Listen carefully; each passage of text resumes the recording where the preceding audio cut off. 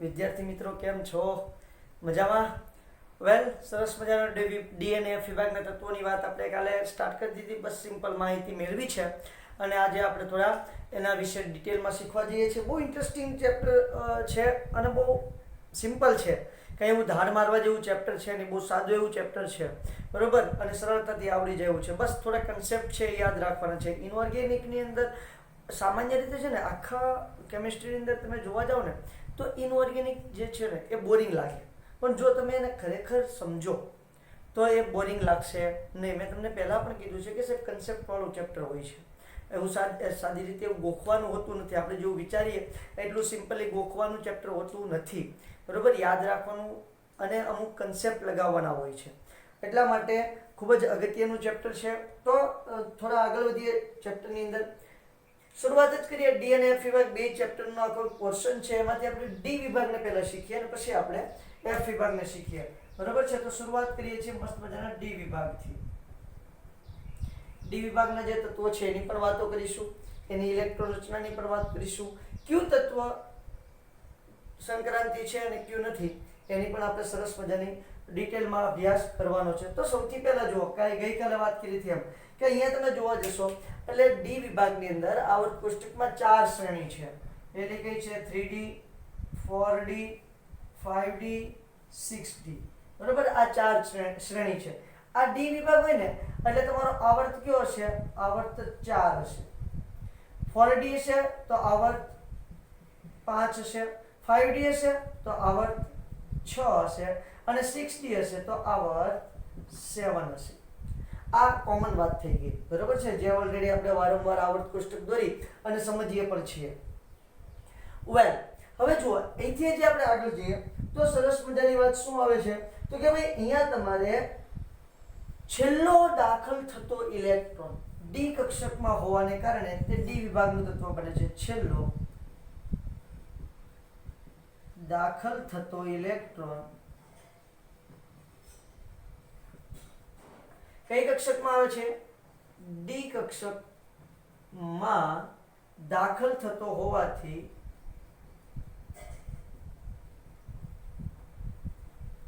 તેને ડી વિભાગના તત્વો કહે છે.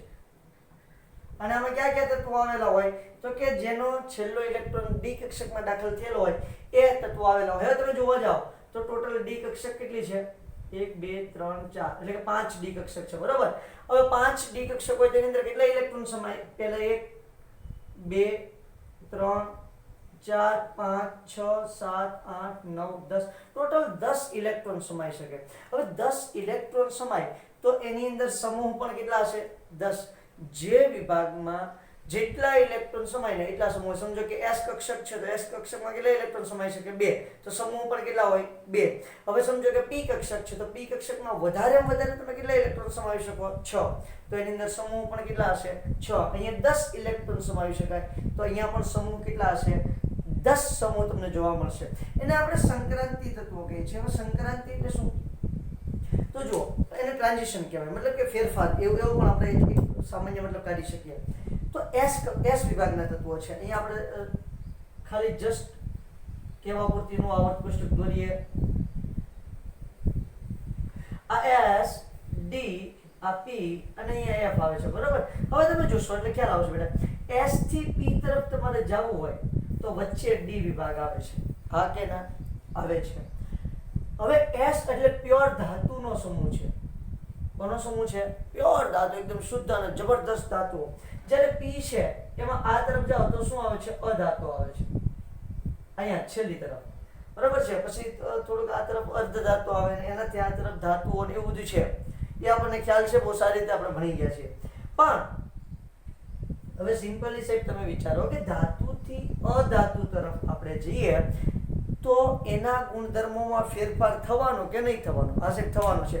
તો અહીંયા પ્યોર ધાતુ તત્વો અને પ્યોર અધાતુ તત્વોને જે ગુણધર્મોમાં ફેરફાર થાય છે, જે ટ્રાન્ઝિશન થાય છે, જે ફેરફાર થાય છે, એ ફેરફાર ક્યાં ખાસ જોવા મળે છે? ડી વિભાગના તત્વોમાં જોવા મળે છે. એટલા માટે એને સંક્રાંતિ તત્વો તરીકે, ડી વિભાગના તત્વોને સંક્રાંતિ તત્વો તરીકે ઓળખવામાં આવે છે. એટલે સુધી વાત ક્લિયર થાય છે? આ સાઈડ ક્લિયર થાય છે. હવે જો ત્યાંથી પણ થોડેક આગળ વધીએ. હવે ત્યાંથી આગળ વધીએ તો શું થાય છે? હવે ત્યાંથી આગળ વધું તો હવે એમાં તે જે 6D છે અત્યારે તો ભરાઈ ગયેલો છે, પણ હજી એક તો કેવું છે આપણા પુસ્તકની અંદર NCERT સિલેબસની અંદર ભરાઈ ગયેલું એવું લખે છે, બરોબર? ભરાઈ ગયેલો હોય એવું આખું દેખાડે છે અને તત્વોના નામ પણ બધાય નાખે છે. પછી પાછો શબ્દ વાપરે છે કે અપૂર્ણ છે અથવા તો અર્ધ ભરાયેલ છે, આવા શબ્દો વાપરે છે. પણ આપણે એક વસ્તુ કન્સેપ્ટ ક્લિયર રાખવાનો કે ભાઈ ભરાઈ ગયેલો છે અત્યારે હાલ પૂરતી ભરાઈ ગયેલો છે, પછી તમને કેવો ક્વેશ્ચન પૂછે એ પ્રમાણે તમારે ફેરફાર કરી નાખવાનો. તો આ જે 6D છે આ અર્ધપૂર્ણ છે એટલા માટેનો અભ્યાસ આપણે નથી કરતા, બરોબર છે? 6D નો અભ્યાસ કરતા નથી. હા, એના તત્વોના નામ ને એવું બધું હું બતાવીશ તમને, પણ એનો અભ્યાસ કરવાની જરૂર છે નહીં. જો કે આપણે આખા જે બધા તત્વો ભણવાના છે ડી વિભાગના, એમાંથી એક જ આવર્ત ભણવાના છીએ આપણે. એમાંથી શ્રેણી કઈ 3D શ્રેણી અને ચોથો આવર્ત ભણવાના છીએ, બરોબર? એના વિશે બધી વાતો કરવાની છે. પછી આ બધી વાતો કરશું, પણ કેવું કે ભાઈ આનું આવું હોય છે કે આનું આવી રીતે બની શકે છે, એના વિશે ડિટેલમાં આપણે બહુ કાંઈ ખાસ જોવા જવાનું છે નહીં. ક્લિયર છે? ચલો, તો આ સામાન્ય વાત થઈ છે. હવે વાત કરીએ એની ઇલેક્ટ્રોન રચનાની. સમૂહ અથવા તો ડી વિભાગના તત્વોની ઇલેક્ટ્રોન રચનાની વાત કરવાની છે. હવે જો ડી વિભાગના તત્વોની ઇલેક્ટ્રોન રચના પર જરાક આપણે કોન્સન્ટ્રેશન કરીએ તો શું બને છે? તો કે ભાઈ તમારા જે ડી વિભાગના તત્વો છે, કયા તત્વો છે? ડી વિભાગના જે તત્વો છે આ તત્વોની ઇલેક્ટ્રોન રચના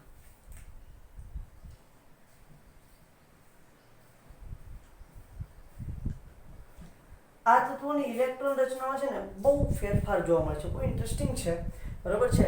ઓલરેડી આપણે ધોરણ 11 ની અંદર ચેપ્ટર નંબર 3 ની અંદર એની ઇલેક્ટ્રોન રચનાની થોડી ઘણી વાત કરી હતી. અર્ધપૂર્ણ અને પૂર્ણ ભરાયેલી કક્ષકોની સ્થિરતા વધારે હોય છે અને આવી બધી થોડી મેટરો ડિસ્કસ કરી હતી. એ વાત આપણે જરાક અહીંયા ધ્યાનમાં લઈ અને આગળ વધીશું. તો એની સામાન્ય ઇલેક્ટ્રોન રચના શું થાય છે? જો અહીંયા એક શબ્દ છે ને તમારા પુસ્તકની અંદર બહુ મસ્ત વાપરેલો છે, બરોબર છે? કયો શબ્દ છે બહુ મસ્ત વાપરેલો છે? ઉપાંતિમ એવો શબ્દ વાપરેલો છે. કેવો વાપરેલો છે? ઉપાંતિમ. ઉપાંતિમ એટલે મને અચાનક યાદ આવી ગયું છે. ઉપાંતિમ એટલે શું થાય? ઉપાંતિમ એટલે કે અંતિમ પહેલાનું, એને ઉપાંતિમ કહેવાય. અંતિમ, અંતિમથી જે આગળનું હોય ને ઉપાંતિમ કહેવાય. તો અહીંયા જુઓ, તમારી કોઈ પણ કક્ષા હશે, સમજો કે આ કેન્દ્ર છે, બરોબર? આવી રીતે આપણે 4S લઈએ, અહીંયા 4, અહીંયા 3, અહીંયા 2 અને 1. તો જ્યારે 4S કક્ષકની અંદર ઇલેક્ટ્રોન દાખલ થાય, એ સંપૂર્ણ ભરાઈ જાય, પછી ઇલેક્ટ્રોન ક્યાં આવે છે? 3D કક્ષકમાં આવશે. તો જો અંતિમ કક્ષકની આગળની કક્ષક એટલે એને ઉપાંતિમ કક્ષક કહેવાય. અંતિમ કક્ષકની આગળની એટલે શું કહેવાય? ઉપાંતિમ કક્ષક. તો તમારા જે ડી ઇલેક્ટ્રોન છે ઉપાંતિમ કક્ષકની અંદર દાખલ થતા તમને જોવા મળશે. વેલ, તો આ શબ્દનો જરાક મતલબ સમજવો થોડો અગત્યનો છે. ઓકે, ઇલેક્ટ્રોન રચનાની વાત કરું તો સામાન્ય રીતે ઇલેક્ટ્રોન રચના જુઓ n-1 d 1 to 10 અને ns. હવે જો અહીંયા બહુ પ્રોબ્લેમ જેવું છે. કઈ રીતે? તો કે તમારા પુસ્તકની અંદર 1 to 2 લખેલું છે, બરોબર છે? અને ઘણી રેફરન્સ બુક છે n1 n-1 1 to 10, અહીંયા લખેલું છે n0 to 2. ઘણી રેફરન્સ બુકમાં ns0 to 2 લખેલું છે. તો આપણે કોને પ્રાધાન્ય આપવાનું છે? આપણી પુસ્તકને NCERT બુકને પ્રાધાન્ય આપવાનું છે. એટલે આપણે અહીંયા શું લખશું? 1 to 2. હવે કેમ સાહેબ આવું બને છે? તો જો એક આપણે હમણાં ભણવાનું જ આવશે, બરોબર છે? તો ત્યારે જ વાત કરીએ, અત્યારે એની કોઈ જરૂર નથી. અત્યારે ખાલી એટલું યાદ રાખો કે એની સામાન્ય ઇલેક્ટ્રોન રચના શું છે? તો કે ns 1 to 2 એટલે કે n-1d 1 to 10 ns 1 to 2 આ એની સામાન્ય ઇલેક્ટ્રોન રચના છે. કોની? ડી વિભાગના તત્વોની સામાન્ય ઇલેક્ટ્રોન રચના છે. કોની સામાન્ય ઇલેક્ટ્રોન રચના છે? ફરી એક વખત બેટા, ડી વિભાગના તત્વોની સામાન્ય ઇલેક્ટ્રોન રચના તમને જોવા મળશે. હવે અહીંયા કેવું થશે? તો કે ભાઈ ડી કક્ષક જે છે, ડી કક્ષકમાં તો કન્ટિન્યુ ઇલેક્ટ્રોન ભરાશે. ડી કક્ષકમાં 1 થી 10 ઇલેક્ટ્રોન દાખલ થવાના હોય, 1 by 1 by 1, બરાબર? જેમ પરમાણુ ક્રમાંક વધતો જાય એમ ડી કક્ષકની અંદર ઇલેક્ટ્રોન દાખલ થતા જાય. પણ જે એસ કક્ષક છે એમાં ક્રોમિયમ અને કોપર. તો ક્રોમિયમમાં શું હોય છે? તો કે ભાઈ ક્રોમિયમની અંદર તમારી ઇલેક્ટ્રોન રચના શું હોય છે? ક્રોમિયમની આર્ગોન ક્રોમિયમનો પરમાણુ ક્રમાંક કેટલો થાય 24 બરાબર છે. એટલે આર્ગોન 4s2 3d4 આવી ઇલેક્ટ્રોન રચના હોવી જોઈએ.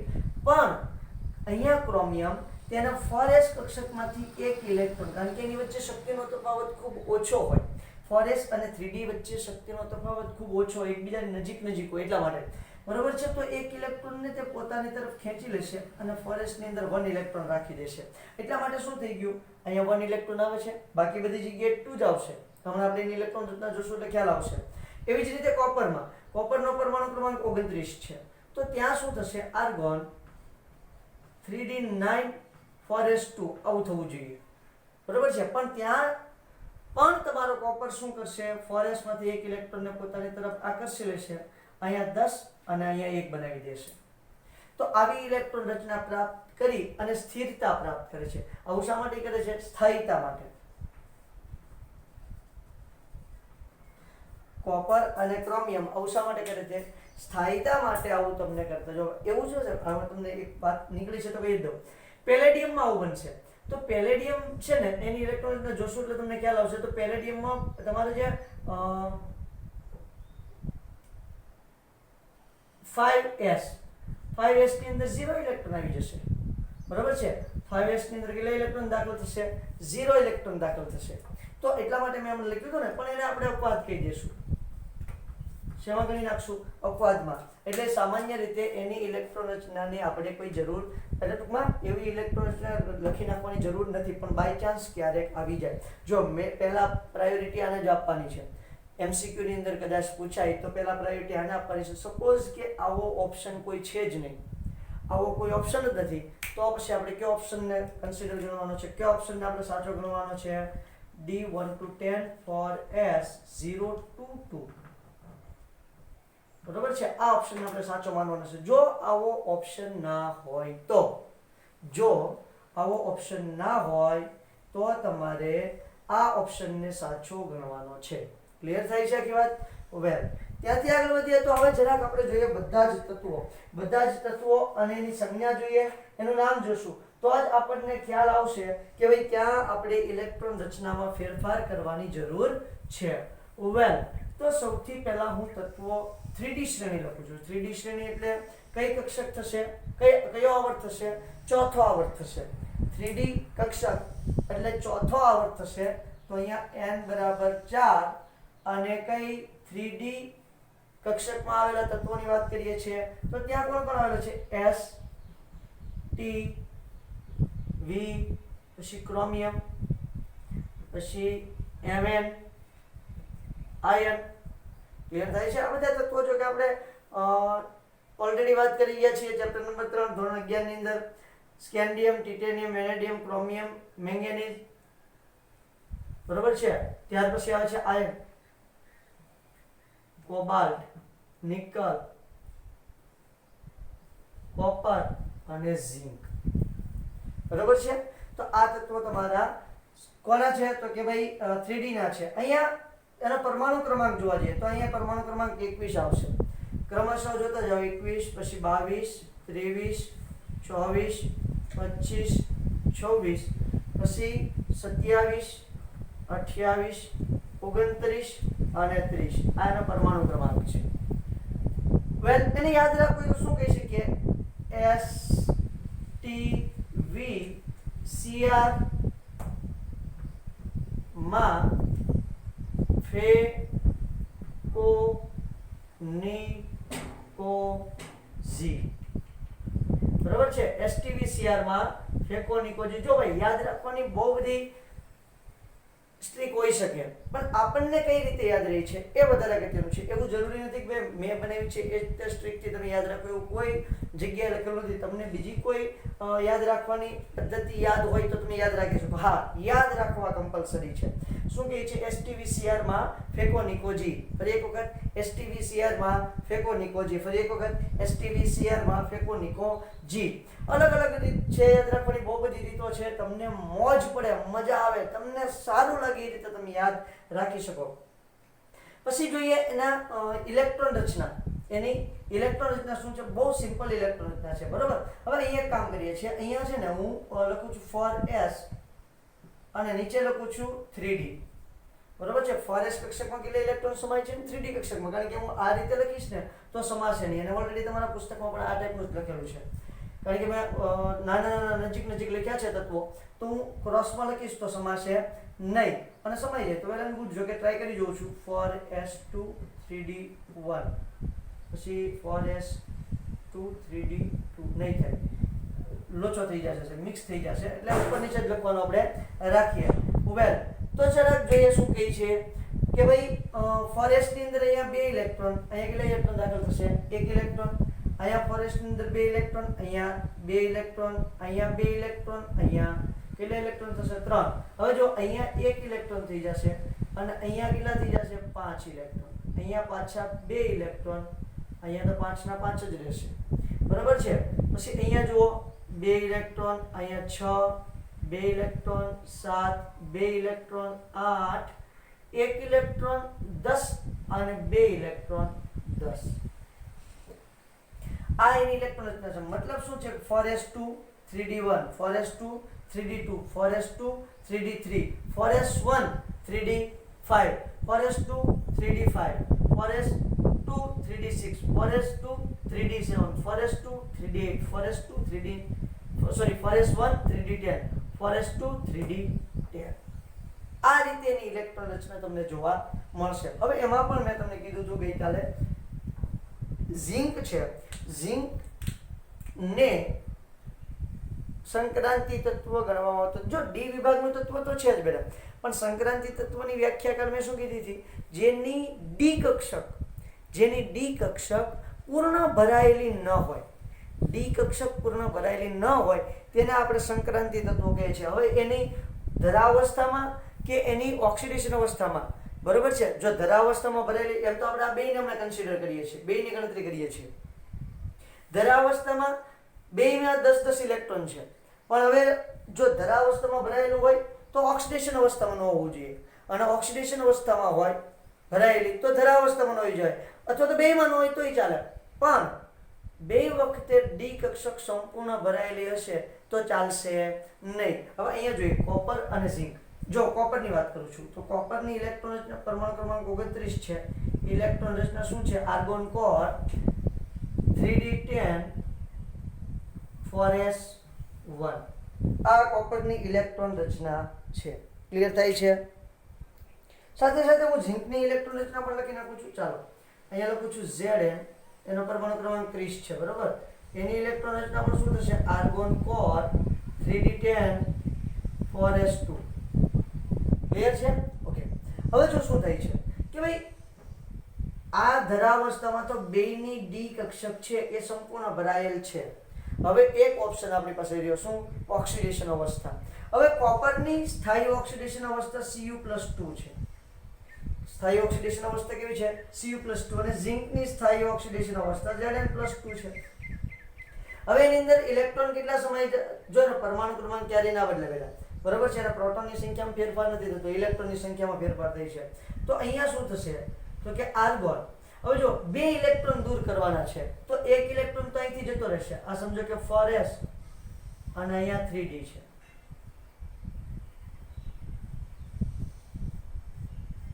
બરોબર છે. હવે અહીંથી 1 ઇલેક્ટ્રોન છે, 1 2 3 4 5 6 7 8 9 ને 10 આ રીતે ઇલેક્ટ્રોન છે. 1 ઇલેક્ટ્રોન અહીંથી જતો રહેશે. ચાલો આ 4s માંથી તો 1 ઇલેક્ટ્રોન અહીંથી પણ જતો રહેશે. તો હવે શું થઈ જશે? 3d9 4s0. આવી ઇલેક્ટ્રોન રચના થશે. હવે ડી કક્ષક પૂરેપૂરી ભરાયેલી છે ભઈલા? છે? નથી. તો આ સંક્રાંતિ છે, સંક્રાંતિ તત્વ છે. હવે સેમ ટુ સેમ અહીંયા જોઈ લઈએ તો અહીંયા શું થશે? આર્ગોન 3d10 થશે કે નહીં થાય? અને 4s0. આવી ઇલેક્ટ્રોન રચના જોવા મળશે. એની ઓક્સિડેશન, સ્થાયી ઓક્સિડેશન અવસ્થામાં પણ ડી કક્ષક પૂરેપૂરી ભરાયેલી છે. તો આ સંક્રાંતિ તત્વ નથી.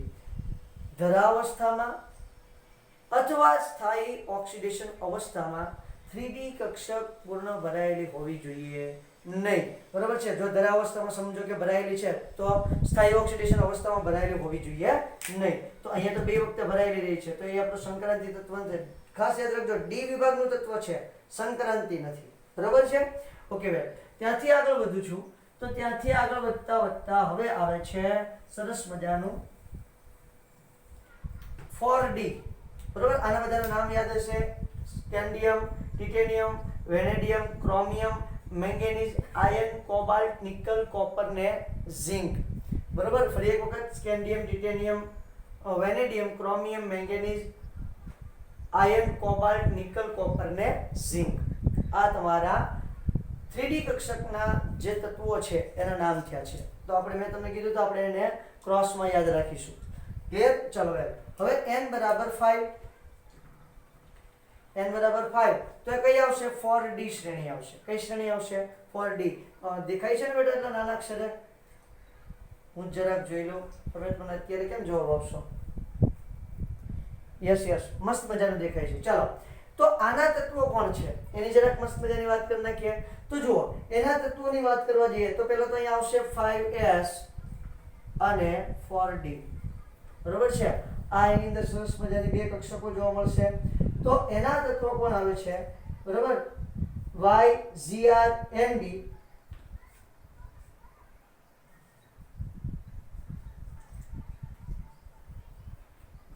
mo, te, ru, rh, pd, ag અને cd. આ એના તત્વોના સરસ મજાના સંજ્ઞા થઈ ગઈ. બરોબર છે? ઇટ્રિયમ, zirconium, niobium, molybdenum, ટેન્ટેલમ, રૂથેનિયમ, રોહોડિયમ, palladium, silver અને કેડમિયમ. બરોબર છે? આ સરસ મજાના તમારા n બરાબર 5 એટલે કે 5મા આવર્તના તત્વોની સંજ્ઞા થઈ ગઈ. ઓકે સાહેબ, બરોબર છે? હજી એક વખત એના જરાક આપણે યાદ રાખવું હોય તો યાદ કઈ રીતે રાખી શકાય? યારી જરા નિભાના મોત તક. યારી જરા નિભાના मौत तक. यारी जरा निभाना मौत तक. रुकावटे राह में पड़े अगर कोई. रुकावटे राह में पड़े अगर कोई. ખાલી યાદ રાખવાની સ્ટ્રીક છે. તમને મેં પહેલા કીધું છે, તમે કોઈ બીજી રીતથી તમને યાદ રહેતું હોય તો તમે રાખી શકો, કોઈ પ્રોબ્લેમ છે નહીં. યારી જરા નિભાના મોત તક, रुकावटे राह में पड़े अगर कोई. જે વધારાના શબ્દો હોય એને તમારે નેગ્લેક્ટ કરી નાખવાના છે, એને બહુ ધ્યાનમાં આપણે લેવાના છે નહીં. બરોબર છે? યારી જરા નિભાના મોત તક, रुकावटे राह में पड़े अगर कोई.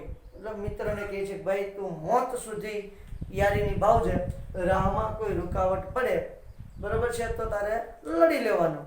એને બીજી પણ યાદ રાખવાનું છે, યટ ઝીર નિયો મોલી ટેકર રૂટ રો પીડી એજ સીડી. બરોબર છે? યટ ઝીર નિયો મોલી ટેકર રૂટ રો પીડી એજ સીડી. તો આ રીતે તમારે આ તત્વોને તમે યાદ રાખી શકો. બરોબર છે? ફરી એક વખત તત્વોના નામ બોલી જાઓ. પહેલા તો એની યાદ રાખવાની જે ટ્રીક છે, યારી જરા નિભાના મોત તક, रुकावटे राह में पड़े अगर कोई. બીજી એની રીત શું છે? યટ ઝીર નિયો મોલી ટેકર રૂટ રો પીડી એજ સીડી. યટ ઝીર નિયો મોલી ટેકર રૂટ રો પીડી એજ CD. Yttrium, zirconium, niobium, molybdenum, technetium. બરાબર છે સાહેબ? ટેન્ટેલમ બોલ્યો તો પેલા ટેક્નિશિયમ આવશે. ટેક્નિશિયમ, પછી રૂથેનિયમ, રોહોડિયમ, પેલેડિયમ, પછી સિલ્વર અને કેડમિયમ. તો આ તમારા તત્વો કઈ તત્વો છે? n બરાબર 5, 5મો આવર્ત અને 4D શ્રેણીના તત્વો છે. વેલ, આની ઇલેક્ટ્રોન રચના જોવા જઈએ તો જો ખરેખર તો છે ને આ 3 તત્વોની જ ઇલેક્ટ્રોન રચના આપણને કામ આવે એમ છે. આની આપણે જરૂર છે ખાસ. બાકીના બધા તત્વોની ઇલેક્ટ્રોન રચના ક્યારે એવું પૂછતા નથી, પણ આ 3 તત્વોની ઇલેક્ટ્રોન રચના તમારે યાદ રાખવી પડે એવી છે. પણ કોઈ વાંધો નહીં, આપણે જરા કન્ટિન્યુ બધાની ઇલેક્ટ્રોન રચના જોઈ લઈએ છીએ. બરોબર છે? કઈ રીતે યાદ રાખવાની છે એ પણ હું તમને સમજાવી દઉં છું. ચલો, તો અહીંયા જુઓ, 2 ઇલેક્ટ્રોન, અહીંયા ડી કક્ષકમાં 1 ઇલેક્ટ્રોન, અહીંયા પણ 2 ઇલેક્ટ્રોન, અહીંયા ડી કક્ષકમાં 2 ઇલેક્ટ્રોન. હવે જો અહીંયા 1 ઇલેક્ટ્રોન, તો અહીંયા કેટલા થઈ જશે? 4. અહીંયા પાછો 1 તો અહીંયા 5, અહીંયા 1, અહીંયા 6, અહીંયા 1, અહીંયા 7, અહીંયા 1, અહીંયા 8, અહીંયા 0 તો અહીંયા કેટલા થઈ જશે 10. ક્લિયર થઈ છે? જુઓ, આને કારણે આપણે વારંવાર હેરાન થતા હતા. આપણે આને કારણે કહેતા હતા કે ભાઈ ઇલેક્ટ્રોન રચના NS0 to 2 કરવી જોઈએ, પણ આવું એક જ જગ્યાએ બને છે આખા ડી વિભાગમાં, બરોબર છે. પછી પાછો અહીંયા 1 તો અહીંયા 10 નું 10, અહીંયા 2 તો અહીંયા 10, એટલે કે 5s2 for d1, 5s2 for d2, 5s1 for d4, 5s1 for d5, 5s1 for d6, 5s1 for d7, 5s1 for d8, 5s0 for d10, 5s1 for d10, 5s2 for d10. આ એના તત્વોની ઇલેક્ટ્રોન રચના છે. પાછો અહીંયા મુશ્કેલી ભર્યો પ્રશ્ન હાજર છે. 3 ની ડી કક્ષકને 10 ઇલેક્ટ્રોન આવેલા છે, તો સાહેબ આ જે તમારા તત્વો છે એને સંક્રાંતિ ગણવા કે ન ગણવા? તો 3 તત્વો લઈ લઈએ. અહીંયા આવશે પેલેડિયમ, PdHCd. જો ભાઈ મેં તમને કીધું તમે કોઈ પણ રીતથી યાદ રાખી શકો. yet 0 નિયો મોલી ટેક રૂટ રો PdHCd, બરોબર છે. એ પદ્ધતિ પણ છે. યારી જરા નિભાના મોત તક રૂકાવટે રામે પડે અગર કોઈ. અને તમને જે સારું લાગે એ પદ્ધતિથી તમને તમારી જાતે કોઈ યાદ રાખવાની સ્ટ્રીક પણ બનાવી શકો છો. ઓકે, અહીંયા જરાક તમે ઇલેક્ટ્રોન રચના જોવા જશો તો અહીંયા શું આવે છે તો જુઓ, ફોર ડી કેટલા આવે છે 10 અને 5s0. ઓકે વેલ, હવે શું થાય છે તો કે પેલેડિયમ છે ને એનો સામાન્ય ઓક્સિડેશન અવસ્થા +2 છે. કેટલી છે? +2. સમજો કે Pd +2 બને તો શું થશે? Pd +2 બને તો શું ઘટના બનવાની છે એ જરાક આપણે જોઈ લઈએ. ચલો વેલ, તો Pd +2 જ્યારે બનવા જાય ત્યારે શું બને છે તો કે ભાઈ તમારું ડી કક્ષક છે ફોર ડી કક્ષક એમાં 8 જ વધશે અને 5s માં તો ઓલરેડી 0 છે. તો આ અધૂરી થઈ કે ન થઈ? અસત થઈ. તો આ કક્ષક અધૂરી થવાને કારણે તમે એને કેવી ગણી શકો છો તો કે સરસ મજાની સંક્રાંતિ ધાતુ ગણી શકો છો. Ag નો ઓક્સિડેશન એમ મોસ્ટલી 1 હોય છે, પણ Ag+2 ઘણી વખત જોવા મળે છે. તો Ag+2 બનશે તો ત્યારે પણ શું થશે? તમારી જે ડી કક્ષક છે એની અંદર 9 ઇલેક્ટ્રોન છે એટલે એ પણ સંક્રાંતિ છે. પણ Cd+2 હશે. Cd+2 માં 4d10 5s2. હવે Cd+2 એની સ્થાયી ઓક્સિડેશન અવસ્થા જ્યારે તમને ઘણી વખત જોવા મળશે ત્યારે 4d10 અને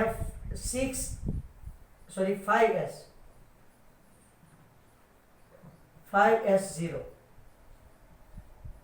વેલ, 5s0 પણ 4d તો કેટલી છે 10, એટલે કે પૂર્ણ ભરેલી છે. તો આને આપણે સંક્રાંતિ તત્વ ગણતા નથી. ક્લિયર છે? સરસ મજાની વાત થઈ છે સાહેબ. ત્યાંથી આપણે આગળ વધીએ જરાક.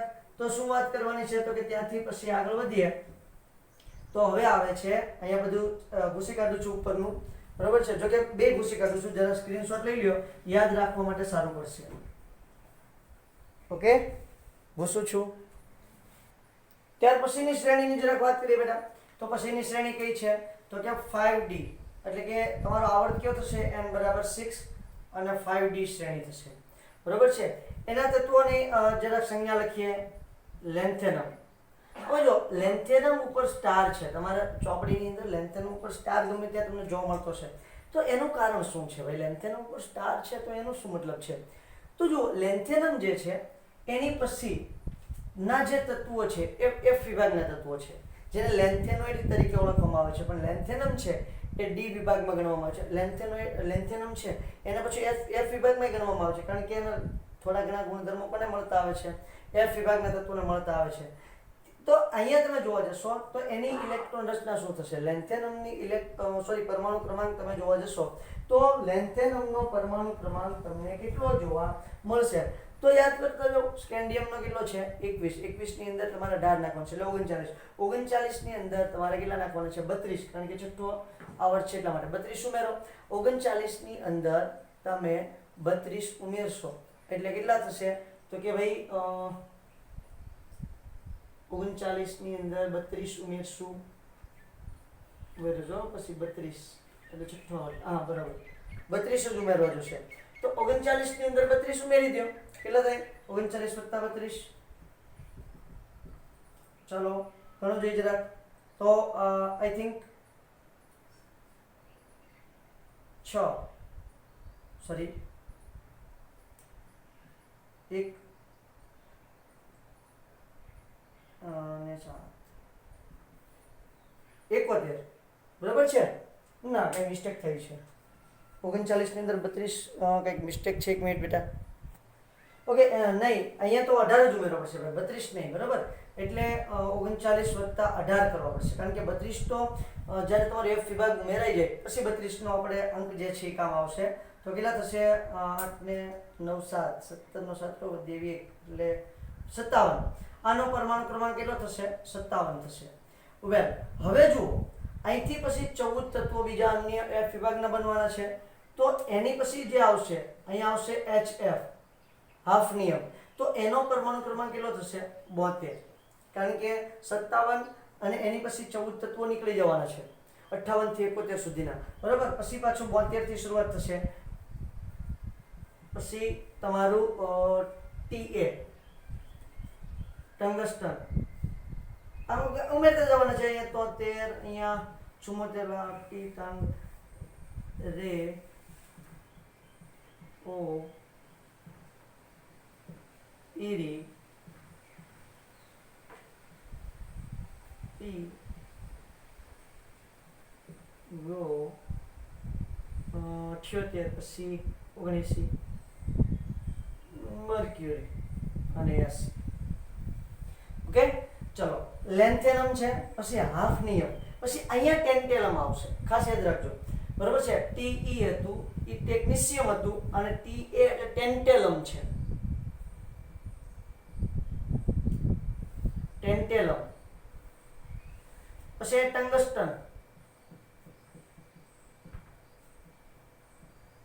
પછી રેહેનિયમ,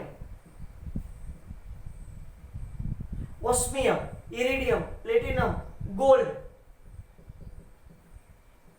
અને મર્ક્યુરી. ચલો એને યાદ રાખવા માટે શું છે? લા હાફ ટી ટંગ રે ઓ ઈરી. લા હાફ ટી અડધી ટી લેતો, ટંગ રે ઓ ઈરી પી ગો મેર. બરોબર છે? લા હાફ ટી ટંગ રે ઓ ઈરી પી ગો મેર. એટલે કે ઈરી નામનો જે વ્યક્તિ છે એ અડધી ટી લાવ્યો અને કોણ પડી ગયું? મેર પી ગયો છે. ચલો બેન, તો આ સરસ મજાનું એને યાદ રાખવાનું સ્ટ્રીક છે. તમે બીજી તમારી રીતે યાદ રાખી શકો. લા હાફ ટી ટંગ રે ઓ ઈરી પી ગો મેર. હવે એની ઇલેક્ટ્રોન રચના જો આપણે મેં તમને કીધું આગળની ઇલેક્ટ્રોન રચનાની કઈ જરૂર છે નહીં. અહીંયા આપણે આવશે, અહીંયા કોણ આવશે? તો કે ભાઈ આવશે 6s અને 5d. બરાબર છે? આ રીતે ઇલેક્ટ્રોન રચના આવશે. પણ છેલ્લા જે તત્વો છે એની ઇલેક્ટ્રોન રચના આપણે ખાસ અગત્યની છે. આગળના તત્વોની ઇલેક્ટ્રોન રચના અગત્યની નથી. છતાં આપણે લખીએ છીએ કે અહીંયા બહુ ચિંતા કરવા જેવું છે નહીં. અહીંયા તો કન્ટિન્યુ લાઈનમાં જ ચાલ્યું જવાનું છે, કોઈ ટેન્શનની જરૂર છે ને. અહીંયા 2 1 સોરી 2 2 3 2 4 2 5 2 6 2 7. પછી અહીંયા છે ને 1 આવશે. 1 9 1 10 2 10. આ રીતે તમને ઇલેક્ટ્રોન રચના જોવા મળશે. ક્લિયર થાય છે કે વાત? બાકી બધી જગ્યાએ ઇલેક્ટ્રોન રચના શું છે? ટુ જ આવવાનું છે, કોઈ ફેરફાર જોવા મળશે નહીં. હવે જો અહીંયા આપણે ફરી વખત આ 3 ઇલેક્ટ્રોન રચના યાદ રાખવાની છે તમારે. ફરી વખત આ 3 ખાસ યાદ રાખજો. જો કે કંઈ એમાં અઘરું છે નહીં, બધી યાદ રાખો તો પણ રહી જાય એવું છે. બરોબર છે? 2 2 અહીંયા બધે 2 2 છે. અહીંયા 1 2 3 4 5 6 7 8 8 નથી, 1 9 10 ને 10 છે. આ યાદ રાખવાનું છે. અહીંથી એક ઇલેક્ટ્રોન અહીંયા આવી જશે. હવે આવું છે ને, અમુક તત્વો શા માટે કરે છે એ અમુકમાં સસ્પેન્સ છે. હજી સુધી ખબર પડી નથી કે શા માટે પણ અહીંથી ઇલેક્ટ્રોન લઈને અહીંયા એક વધારી દે છે. એવું કેમ બને છે એ હજી સુધી જાણી શકાયું નથી અમુક તત્વોની અંદર. બરોબર છે? તો એટલે એને આપણે યાદ જ રાખવી પડશે, એનો બીજો કોઈ રસ્તો છે નહીં. ક્લિયર? તો ફરી વખત અહીંયા હવે તમને બહુ ડિટેલમાં ટૂંકમાં, જો કે ઓલરેડી આગળ સમજાવ્યું જ છે. તો અહીંયા આ તત્વ જે છે તમારું મર્ક્યુરી એ ફરી વખત અહીંયા પણ કેવું નથી, સંક્રાંતિ નથી, બરોબર છે. ગોલ્ડ અને પ્લેટિનમ તેમાં ગોલ્ડમાં સાહેબ 10 છે, તો એને જો Au+2 કરો, Au+2 અને Au+3 એની બે ઇલેક્ટ્રોન રચના તમને જોવા મળશે.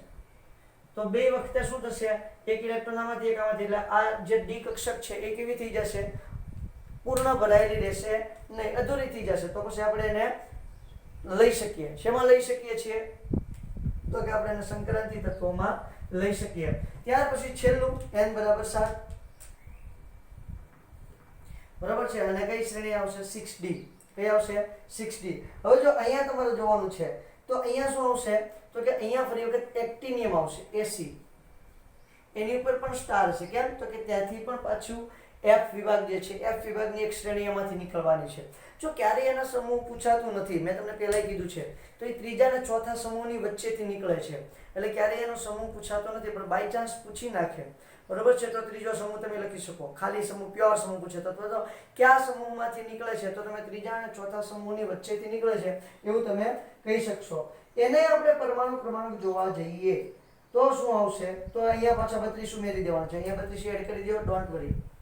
89 આવશે, 57 માં 32 ઉમેરશો એટલે શું આવશે, 89.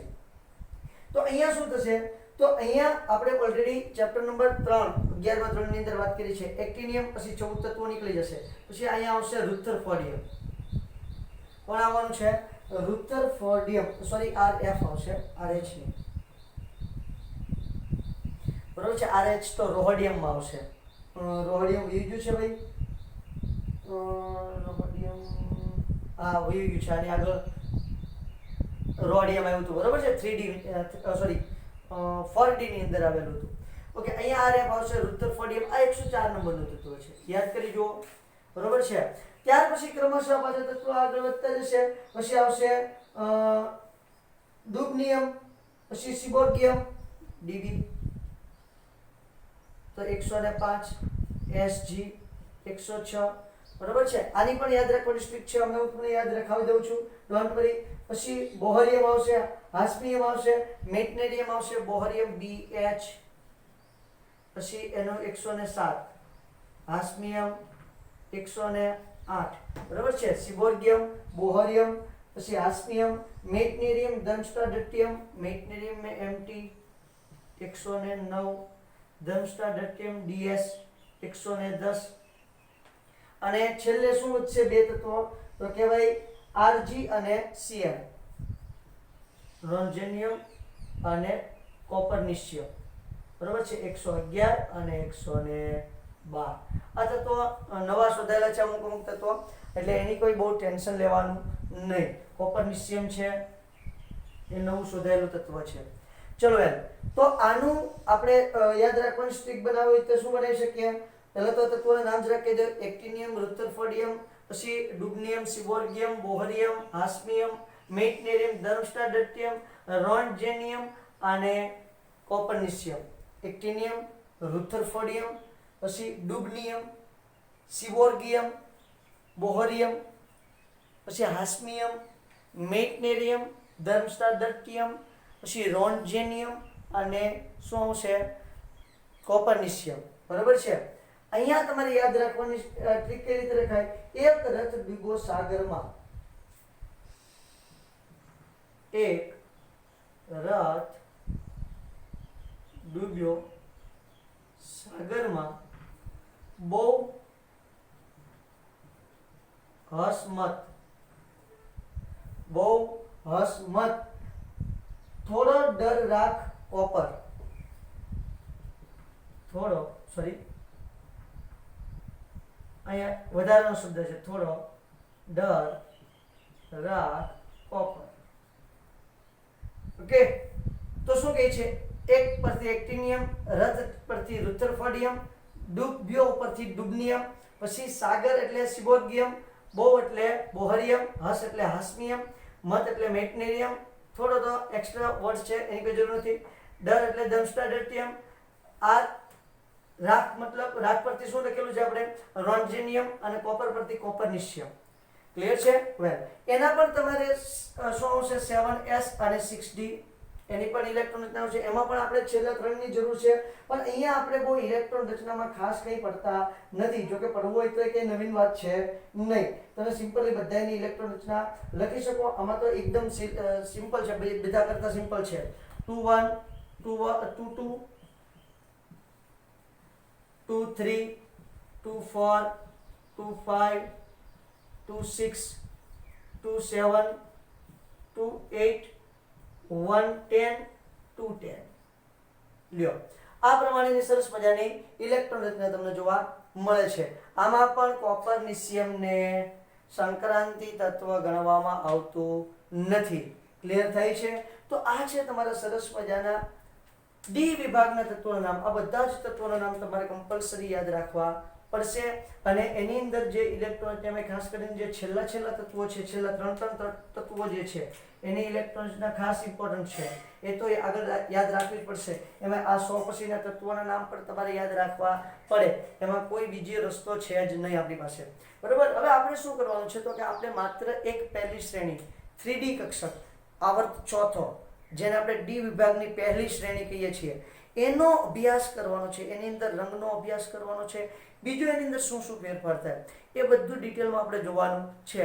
બાકીના જે તત્વો છે એના પરથી આપણે એનો અંદાજો લગાવી લેવાનો છે.